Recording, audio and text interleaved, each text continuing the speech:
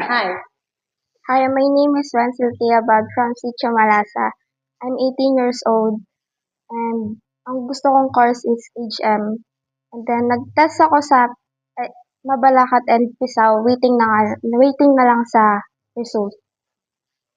Okay, so, ano reason mo bakit gusto mo mag-aral? Ano, so kung matulungan sila papang ano,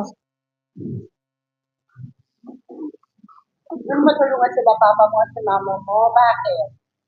sa mga paghihirap nilang mag-aral ako ng mabuti tapos yung mga, yun, Okay. So, pag nakatapos ka, anong gagawin?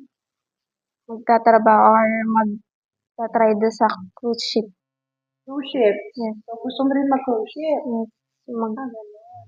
So, talagang abroad ang gusto niyo pag nakatapos kayo. Or pwede din sa ibang bansa. Oo nga, abroad mo yan. Okay. So, what's okay? So, paano kung na-approve yung pisaw mo, tapos na-approve yung NCC, ano yung option? Um, Magbabalakat ka lang kasi malapit siya. Mag-uuwiyak ka. Yun ang plan mo. Okay. So, kapag kaya mo naman na. Okay. So, kung yung options mo, na-approve yung isa mo, na-approve yung NCC mo, your option is NCC. Yes. Tama. Okay. Sige. May tanong ka ba? Any questions? Wala na po. Okay. So, thank you so much. Thank you po. And, anong gusto mong sabihin sa Coed?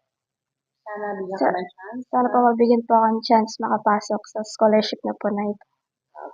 Alright. So, Mamalu, ito yung mga na-mention ng mga bata. Mabigyan sila ng chance makapasok sa Coed. I will wrap it up mamaya. Kasi yung issue ng dalawa ngayon sa na-interview natin is with regards yun sa enrollment. So, hindi ko na nakapasok. Alright. So, thank you so much. Thank you po.